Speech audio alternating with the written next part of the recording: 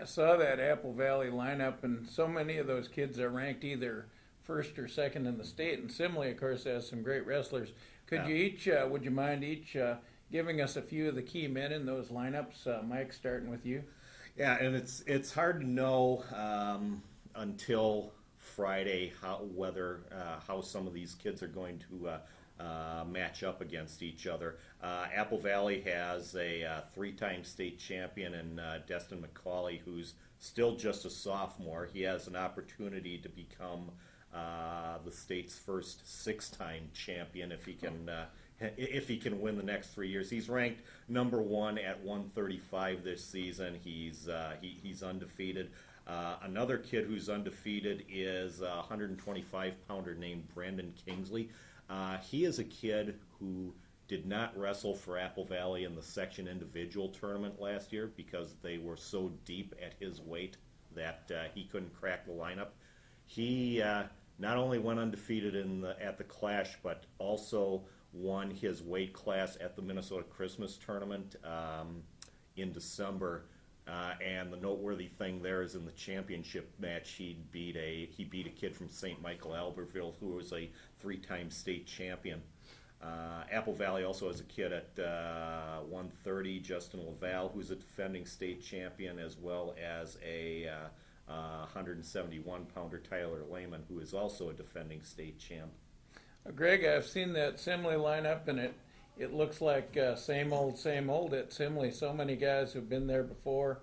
Who are some of their key men going into this matchup with Apple Valley? Well, it's amazing they win the state AA championship last year, and I believe their top individual finisher was Dan Dick, third. He was in one of the lower weights and stuff, but their strength, and that's why they don't match up well against Apple Valley, is starting in the later middleweights up to heavyweight. You got heavyweight Charlie Gelhay. He's the one that clinched the state championship with a pin in the final match against Perham last year. They were trailing 28-24. He gets a pin. They win 30-28. The state championship for the Simley Spartan. Mick Berg seems like he's been around there from day one. I don't know the status of Lachaume, but if he can wrestle, he's going to be tough. And I don't know if he's going at 189 or, so they're awfully strong in the top weight classes and stuff. And Gelhay also won a big match for them at the Clash last week when Sibley beat Simley. I keep confusing those two for some reason.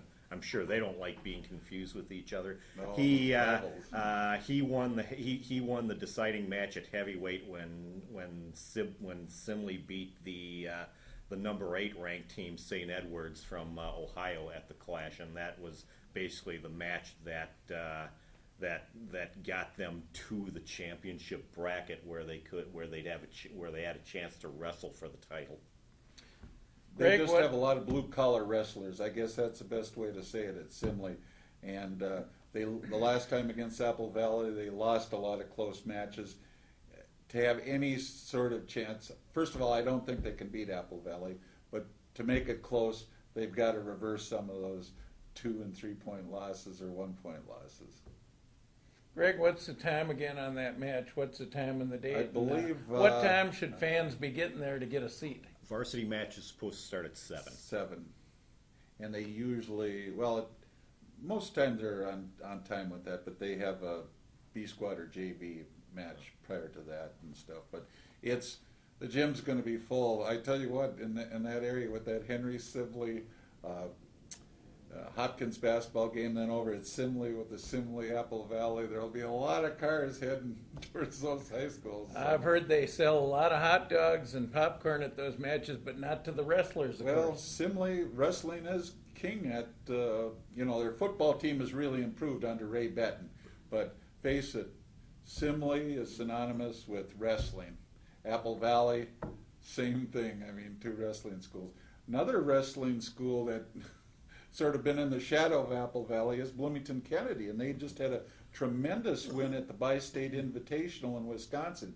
55 teams, and Kennedy is, now if Simley had a couple of the Kennedy kids, they could give Apple Valley a good, because they got Dylan Ness and Robbie Fisher, defending state champion stuff. But the wrestling, I tell you one thing, I covered the state wrestling tournament for Sun Newspapers and Associated Press for 15, 20 years, and those fans are about as rabid as you'll find. I mean, and they know about not only the wrestlers on their team, but I don't know how they can keep track of all three classes, and boy, they start moving around the arena over at the XL from mat to mat. They know where the top matches, but they're rabid.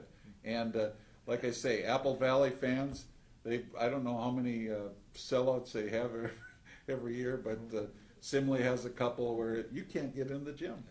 Pretty good opportunity for Kennedy to qualify for state as a team this year too, I think. Right, they're out of that.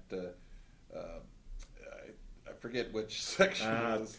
Section 3, the top two teams in Class 3A, Apple Valley and Hastings, and they're in the same section. Right. But last year, I believe Bloomington Kennedy lost to, what was it, Prior Lake in the... Probably Prior Lake. They had their first chance to get to state, and they lost a tough match. But that's, you have to go out and, like Friday's match, you have to go out on the mat, get that headlock on them, and say, you want to win. You got to be superior. It's mano-mano. Boys, I got an idea for a little fundraiser, postseason fundraiser. How about this? Let's get that Apple Valley team out on the mat and have them go against an all-star team from Kennedy, Simley, St. Michael, Albertville, Perham, and let's say maybe Wayzata, and then let's see how tough these Apple Valley guys are. What do you think of that, Mike? Good. That may be the only way you could assemble a Minnesota team that would have a chance against Apple Valley to basically put together an all-star team. I think I'd pay to see that match. That'd be fun. 2 all-star teams.